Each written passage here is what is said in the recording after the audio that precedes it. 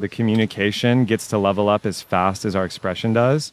This is a key component of freedom culture for me, because if we can't talk about it, we cannot inhabit a reality we cannot articulate.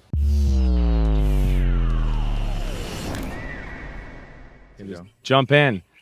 Yo. Look who's gathered in the podcast booth. This is our 6th day of production. Right now here with me at Freedom Culture Podcast. It's Kevin Oroszlan. My name is Julian Gudelai. We both run a podcast. We're both Freedom Culture superheroes. And I can just say it's epic to be here. Welcome, Kevin. Thank you, Julian. I love what you do. I love the vibe. I roasted you yesterday morning for being German. Definitely did. An awesome person. That's what happens when you spend time with people in the jungle, I guess. Like, you're just barefoot, so either literally you get naked and take a mud bath, or you get naked and you're visible to others. I think is one of the things that truly connects us, that we both know the power of connection and the power of vulnerability in that connection. Yeah.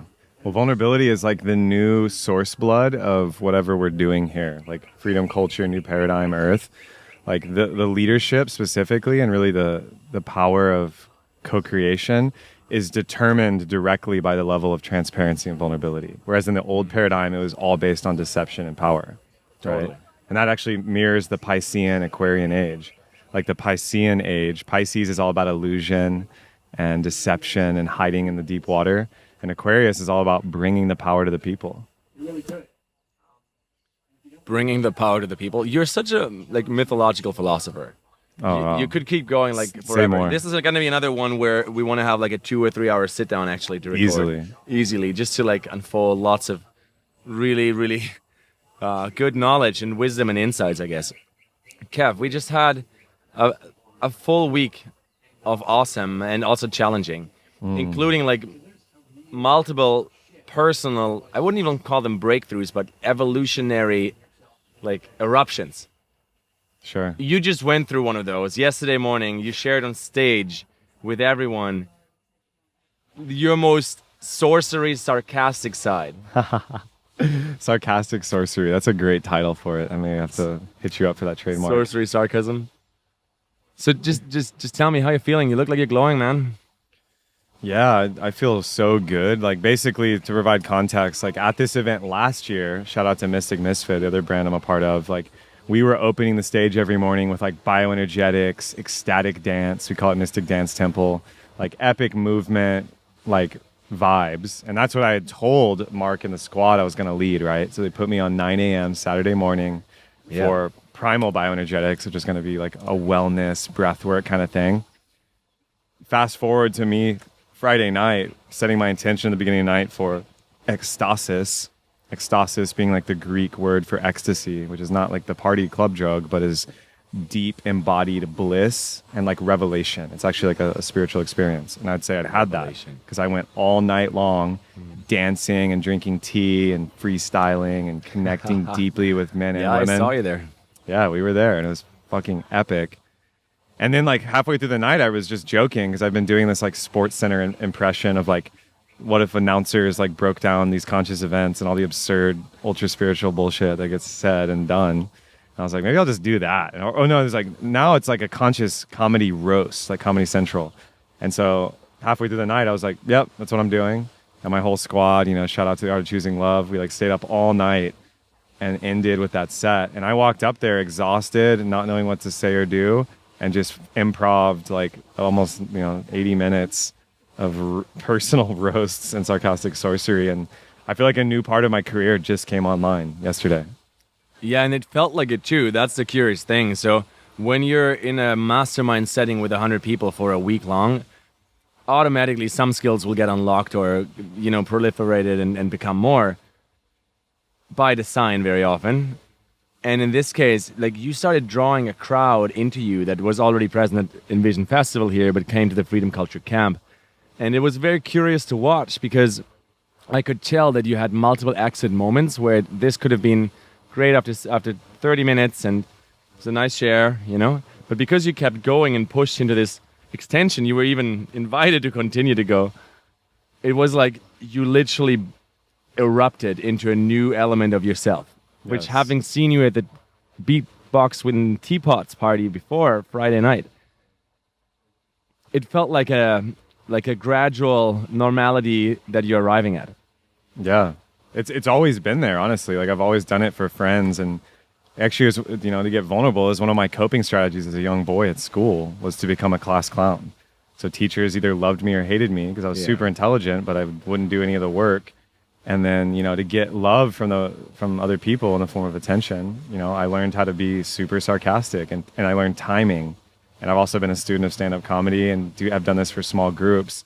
And it was actually a lot of the light leadership squad, especially Anna and Diana. I want to shout out them because they really encouraged me, like, dude, this is gold. Like, it kind of first came about in Boulder in December at one of their events. And I was just doing, like, sarcastic, super funny, ultra spiritual breakdowns of, like, deep healing work, but, like, making it funny, like an ESPN Sports Center announcer was, calling it.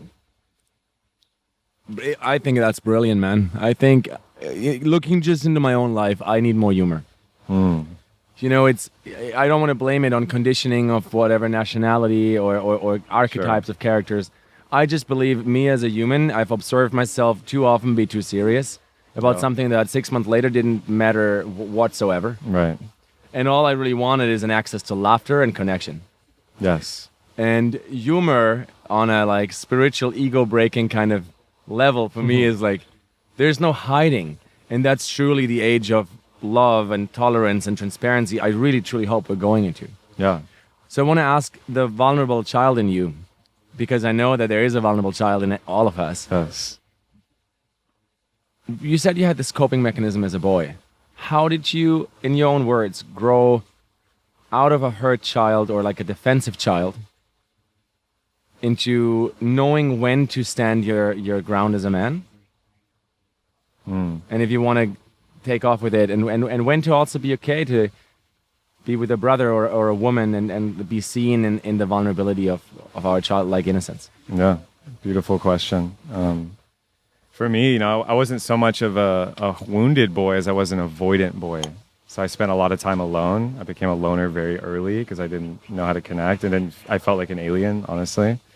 And so I found my home in fiction and science fiction and fantasy and books. Like I just read so many books all the time. And then when I got introduced to video games and board games, that was my home. And yeah, those hurt parts were really like isolation and loneliness and feeling separation and wanting to be part of the community and not knowing how, especially with other boys. But I learned how to mask it. So I played sports, I played soccer very young, and I got into American football. Then I played soccer again in high school. And that's a fun fact I didn't know. I love soccer. I played soccer for like 15 years. I can tell you got the physique for it. Yeah. I played midfield. And like connecting with those men, I just chameleoned. It became from avoidant, and I couldn't avoid because I was on a team or in a squad, I learned how to become a chameleon. So I'd mimic and turn into the people around me to be accepted and loved. And as I went through life and grew into partnerships and started dating and had all these girlfriends that broke my heart open, I would dump vulnerability on them. But then that backfired too, because I became so vulnerable that it formed like, the mother-child relationship and the mother-father wound and like this weird energy of like, you don't want to like have passionate, epic lovemaking with someone who's, as vulnerable as a child when they're in a grown man's body. Well, at least not all the time. Yeah. That's something that can also be held space for. I totally could not relate more with your story there, to be honest with you. It's like, it's incredible. Like, I went through a very similar pattern of being a chameleon, and as a chameleon, like turning into the other people, and then from there forward with all kinds of deflection techniques. Yeah. So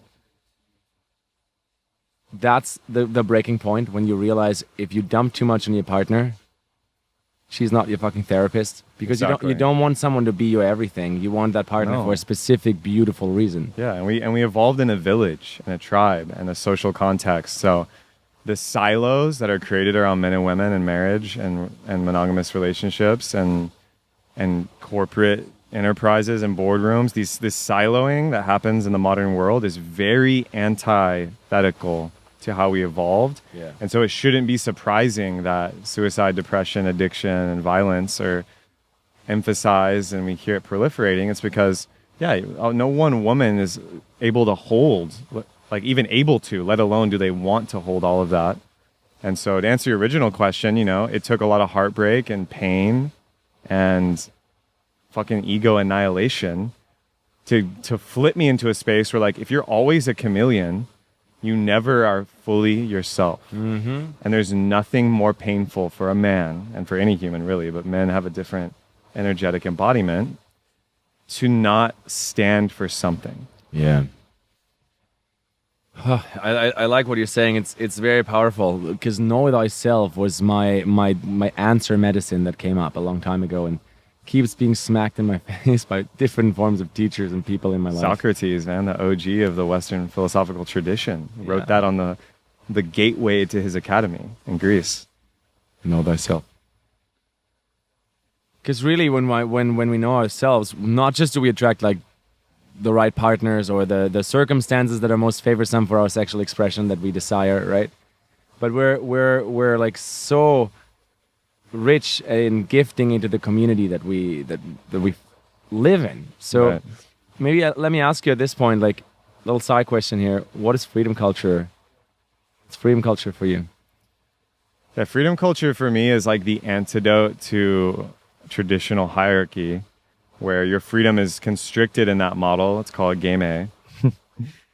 And expression is actually looked down upon, especially if that expression is so powerful that it threatens existing structures. Freedom culture to me is like the most expansive structure possible. I think it still needs a structure. Like complete freedom is chaos and just looks like, you know, a wasteland of human values that where there's like nothing to be created because there's no container to hold it. But freedom culture is a much more expansive container and culture that is big enough to include the full expression, let us call it positive and negative, of each member. And then there's context to unite that in purpose and vision. And I think that's huge. Wow. I hear you there. What I'm experiencing at Envision here is because freedom culture as a context is that, and Envision as a context is that at a larger level, there's like a double convergence of like vortexes within vortexes. And a few thousand people in the mix and some music moving all of our bodies and boom, you're in a complete new state. You could call it 5D or quantum field or morphogenetic field or resonance. Right. I think it's truly impossible to be here for 3 days and not believe in humanity and its powerful collaborative ability. Yes, that's what I believe festival culture actually is.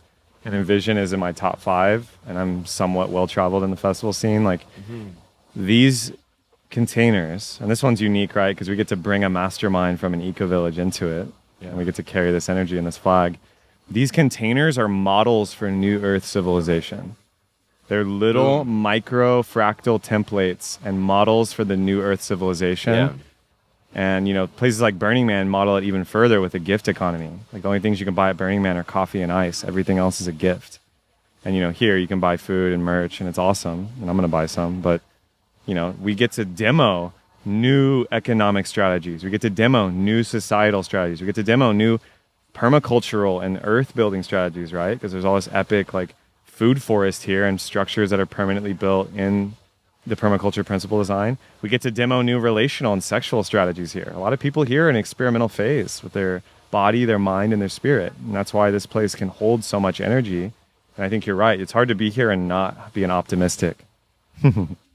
Yeah, man. So let's circle back into like sexuality and how the like herd boy or avoidant boy turns into the masculine king of his own choosing and is able to authentically stand one's ground.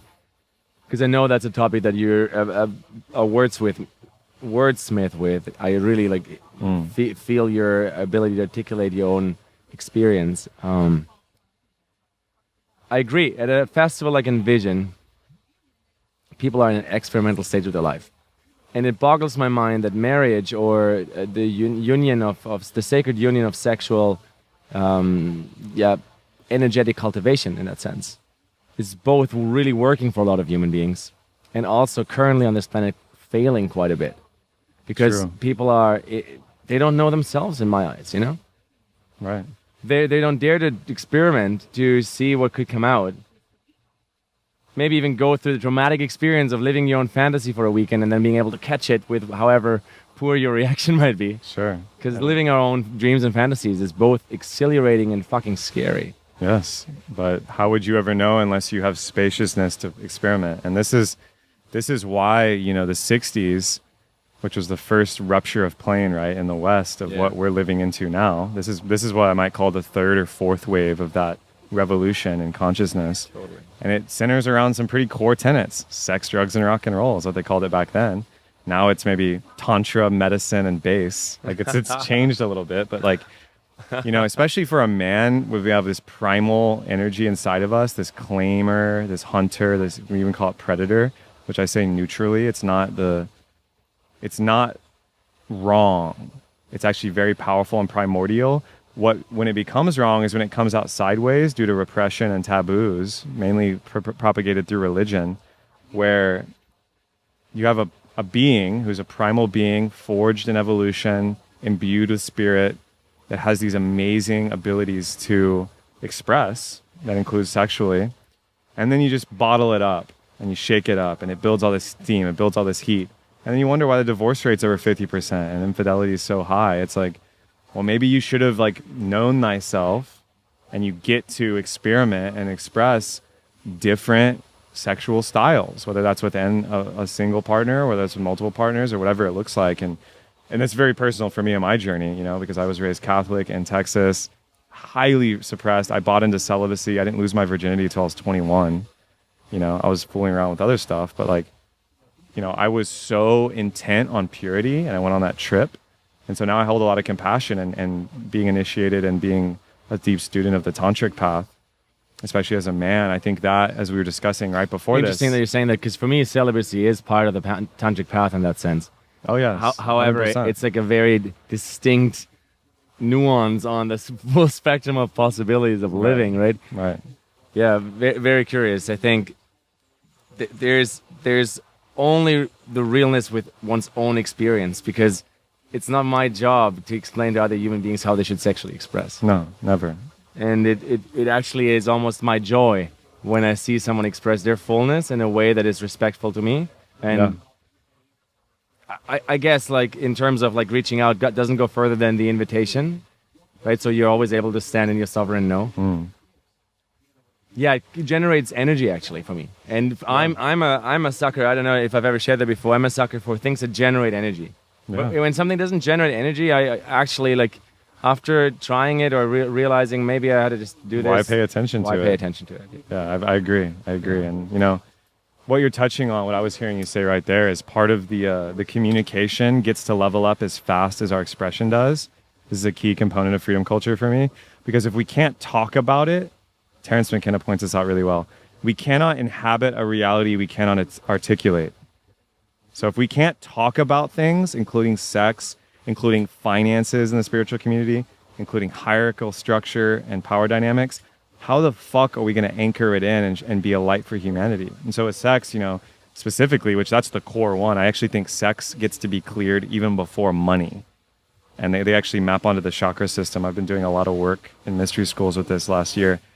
You know, this is where consent and permission comes in. Yeah, absolutely. I don't know if it is the chakra system, but for me, that's all related in a non-dual way of thinking and connectively kind of cruising through the articulation of our voices, right? It's all choices. So we definitely birth into this world. And penis and vagina are certainly involved. And they're a portal. Sex is the portal. And so it's beautiful to think of it, because what you're saying, if we can articulate and imagine a world that our hearts know we want to feel, then how are we even ever thinking to experience it? So in other words, Charles Eisenstein, a mutual friend of ours, kind of points that out. We're looking for the silver bullet solution all the time, right. The one bullet that kills the vampire. But really, we're just scratching on the surface level of our ecological crisis on the planet in 2019 so far. I think a big piece of it is the narrative and being actually able to see where the action of the now, the activism, the holistic activism, the sacred activism, the social impact businesses, where they meet the vision of the future Earth. where they meet the idea, the shared collective dream of who we are as a sentient species on a sentient planet. Yes. So Kevin, this is my vision, my quest, my current phase I'm in is to really support this narrative strongly because I'm just so passionate about it. And I want to hear from you straight up. If you were to leave the now just for this very question, don't think so much about action. But if planet Earth was in 2219 right now, what would you hope it would feel like to be a human being on this planet? And how might the surrounding look like? So beautiful. Such a powerful seed crystal of the future. I mean, I would hope that in 2219, 200 years from this moment, that on the planet, deployed in harmony with nature, would be a perfectly constructed and designed golden age civilization that was planetary, that had dissolved boundaries through sex, race, class, energetic, and monetary systems, that was unified and spacefaring and regenerating the planet into the Garden of Eden, where primary rainforest blossomed all over every continent. The oceans were pristine. New species and old species alike were revivified. And humanity was living at its peak potential emotionally, psychologically, and spiritually. So imagine the classical Maya, Golden Age Han civilization, Rome and Greece before they fell, maybe even Lemuria and Atlantis, and a synthesis of that deployed on the planet and firmly holding a vision a millennia out, where they're holding the children of 3219 firmly in their vision, and it's guiding every single decision they're making. I love that you're mentioning that piece. Yeah, I think that's the timeline of now. You're triggering it out of my mouth almost. It's like we need to invest at 4 or 5 decades to flip the education system. So we have children who are in tune with the visionary abilities and the telepathic and psychic abilities of humanity and the earth. So we can just receive the emerging future rather than try to act it into being. Yes.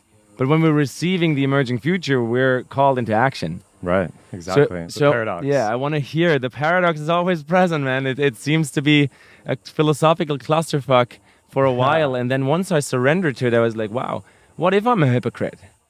What if I'm a paradox? What if I'm judging people? Because when I judge, I learn. A judgment turns into discernment. Yes. Behavior changes.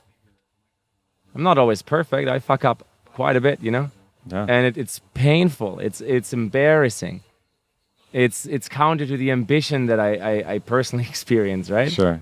So the ambition of just joyful, youthful energy, wanting to be of service to this unfolding on Earth is, Kevin, I want to drive it home with really going deep into your current offering.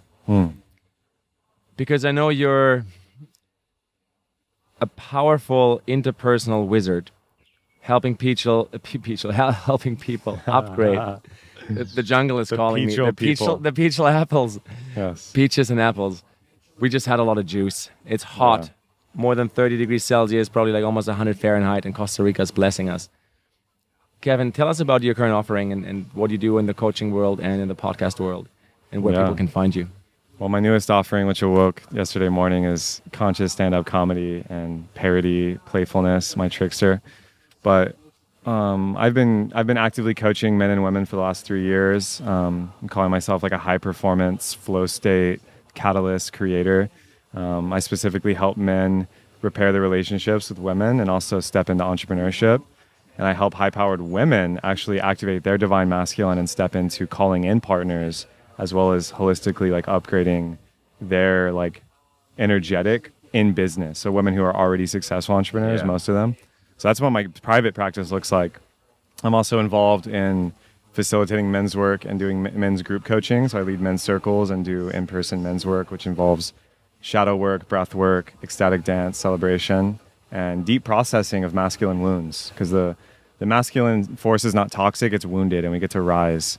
And so that's happening now, here and now. And another lifetime I live that I'm kind of living out here in Putamona is I'm an event MC, and I'm a vibe designer. So I can show up in a scene. Event MC. You're a powerful event MC. I can hold it down. It's so cool because I like speaking on stages and I like sharing wisdom, but I'm almost a little bit too hummingbird energy for that at times. Like the panther that I can be. And like speaking of spirit animals, she shows up really for the pounce only, you know. And then I'm the like full-on chameleon transformation into the butterfly. I love you emceeing because you're able to like nurture this container for multiple days, or the sound or the current narrative of it. Like you really dropped into where people are hanging out. Yeah, I like to track that. Yeah. I call in my dragon lion energy and like roar for freedom, and can be really forceful, but also have that feminine side that wants to nurture the family into a good place on the narrative of the event. So I like to track and guide that. Super powerful. And I have a podcast too, which you mentioned, The Revolution, which is R in parentheses. It's all over the internet. It's both a revolution and an evolution, and you've been on it, and I'm stoked to release that episode, and you'll be on it again. And I hold a lot of similar values to you with this emerging earth and surrendering into action instead of actioning and efforting and finding that is ineffective, because we have a lot of years of our fathers doing that, and we see the results. I think you just upgraded the way we use the word leadership and surrender. Surrender leadership just means surrender into action. Yeah, you literally just said it. Cool, man. I think there's a lot more to come between the two of us of sharing and sitting down, maybe longer episodes. We need at least 2 hours, Julian, to really go where we can go together.